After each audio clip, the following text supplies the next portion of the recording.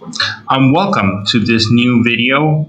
This is a new version of my player video for the Alien RPG module for FoundryVTT. It's a great module.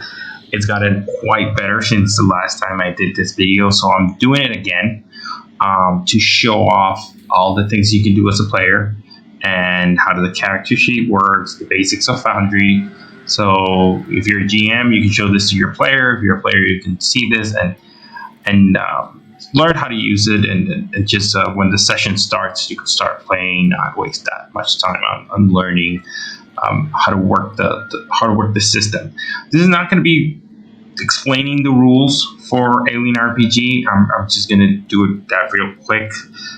It's a system based on success you get by rolling d6s. A success is getting a 6, which it's represented in the alien dice by this symbol that you see over here. So when you roll a dice that has that symbol, it means you get a success.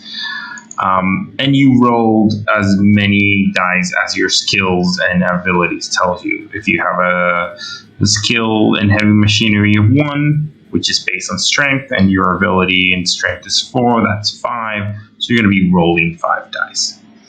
That doesn't matter much at this moment. Like, the rules matter. I mean, like, we're not going to get deep into the rules right now. We're just going to get on how to use the system. So the first thing you want to do is you want to know that this is the character tab.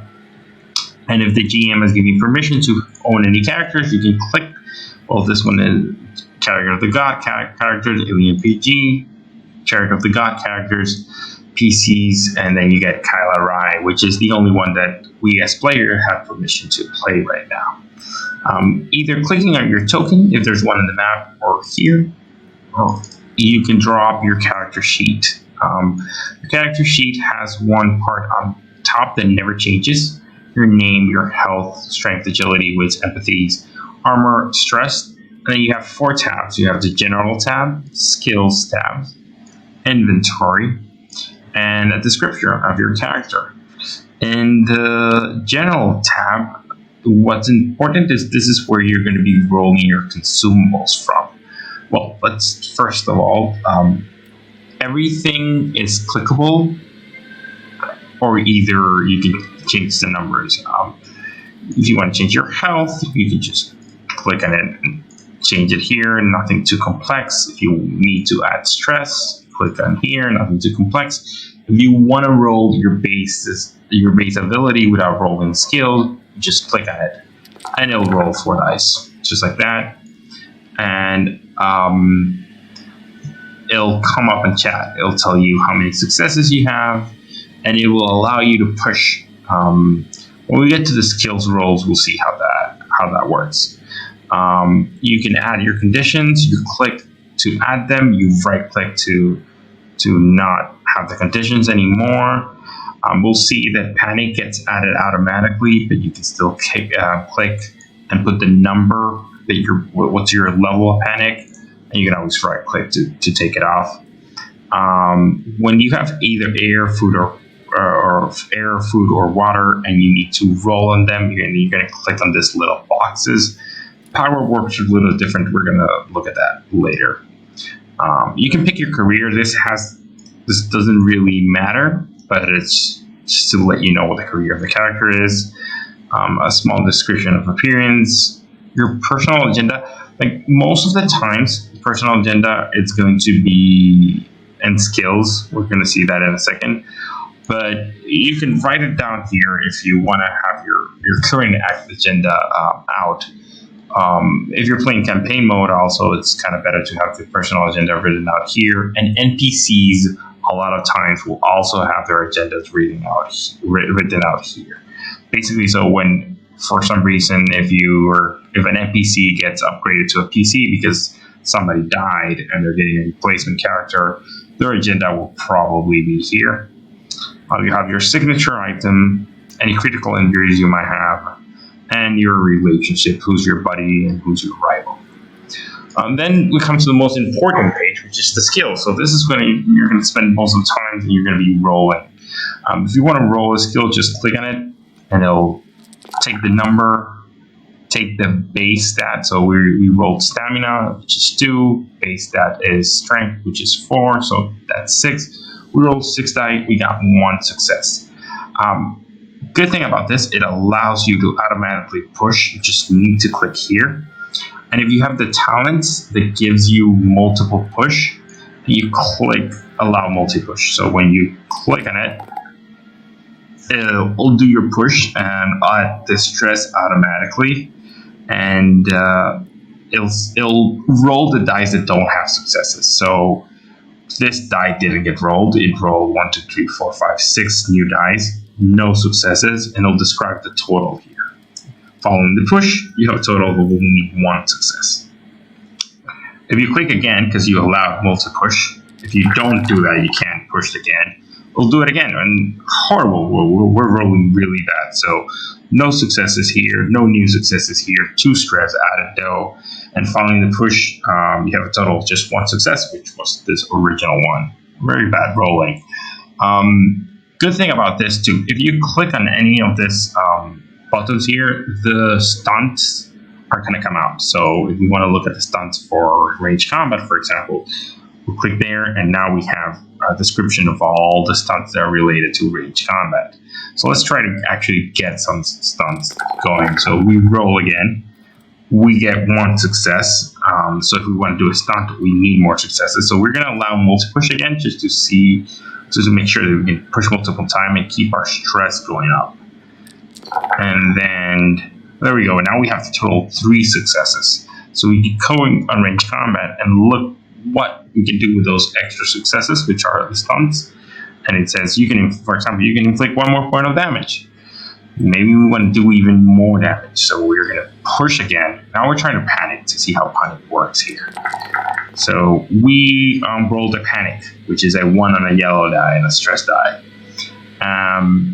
Now we can automatically, let's roll stress here. We can just, to see what our panic roll is going to be, we just need to click stress here. It'll roll the d6 and automatically add our stress number here. So our panic condition is 4. We're just keeping it together. Let's say our stress is higher. Let's say it's a 7. It's a 6, and we roll a 6. Panic condition is 12. I'll describe it right there. So that's a good thing about it. You don't need to be consulting a table or the rule books to try to find out what's the resulting panic condition. It'll just describe it right over there. And when we come to the general tab, you're going to see that you're panicked here. It's going to see the number. So we're at the scream level, which is at 12. If you stop panicking, then you just right click here. And even in chat, it will say that you are no longer panicked. Then here you got your talents. Click on it, and you got a description of your talent and what it does. If your talent modifies anything, it won't do it automatically, so you have to watch out for that. And then you have agendas. You click on it, and you can see it there. Just don't want to spoil anything for anybody, so I just took it out real quick. So basically, when your GM gives you a new agenda, he's just going to drop it here in the agenda and story cards. And you can just click on it, and you'll see it down here. So your talent, skills, and agenda, everything is here. Then you have your inventory tab. A couple things about this. You have inactive and active. You can't use anything that's inactive. And if you have an armor that is inactive, it's not going to show here. If you left click to make it active, and you see now this compression suit offers 2 armor, so now you have the armor here, which you can also click to roll if you're ready to roll your armor. It also has the air, which you're going to look here on your general skill. It will be automatically added. So if you want to roll your air, you come to general and you roll it, click it in here. It would also, if you roll panics well, not panics, but if your supply decreases, it will do it automatically both here and on the inventory screen. Same for power. If you're using an item like the motion tracker here that has power, you click on it here, and it'll roll it, and it'll automatically take the power out.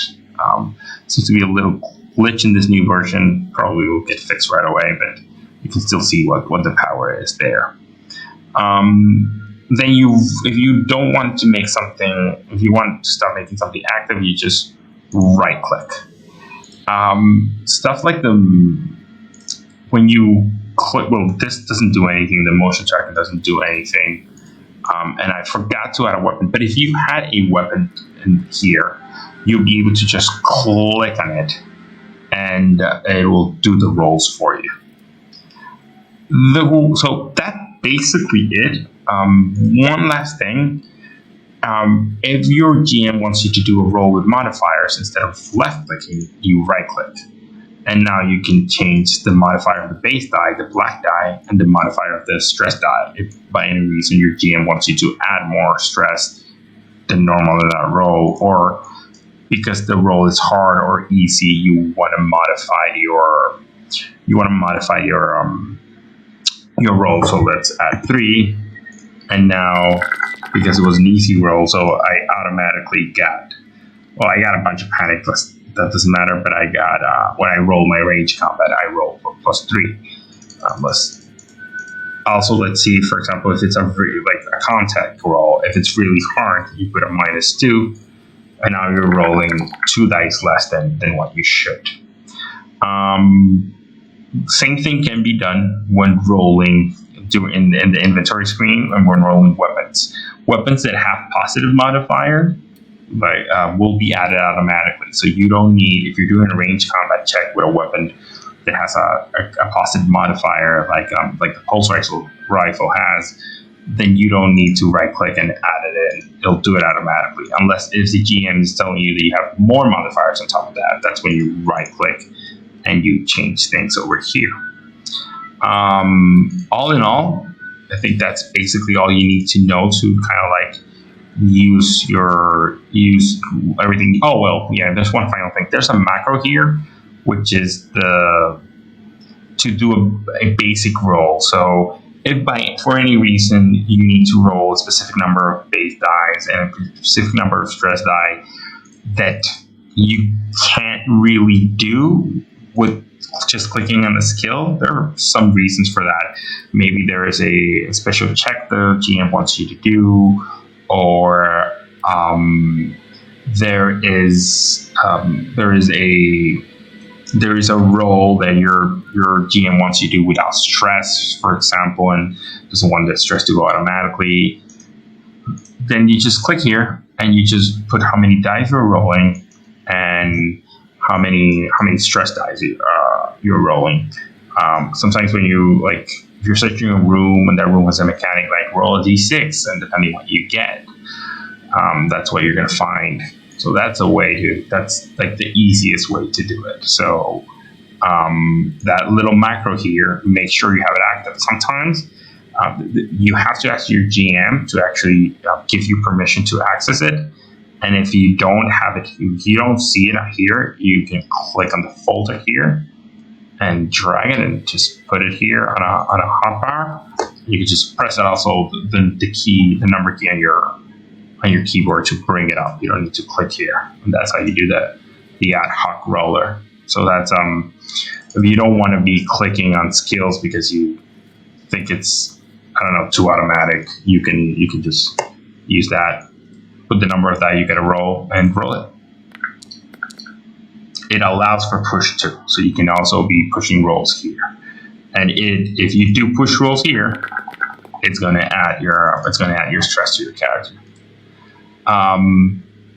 When it comes to actually using Foundry, the things that you want to know is that the tabs here. This is the chat tab on the upper right side. This is the encounter, if there's an encounter. Actors, any actor that you own, you're going to be able to access them through here.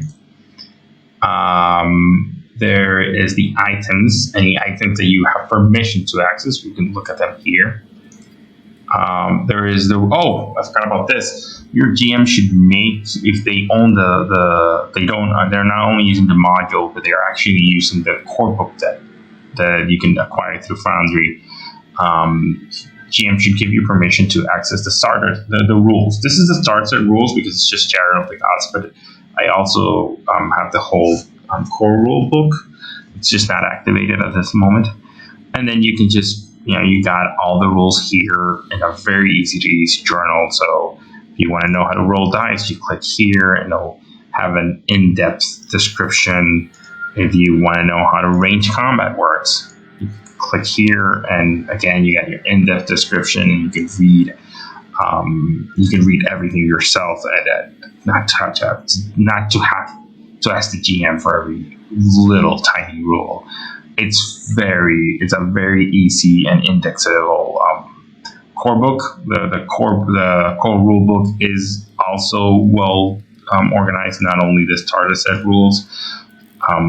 For players, they're basically the same. They're not that different, so there's not much to worry there. Don't worry about this tab. Don't worry about the music tab either.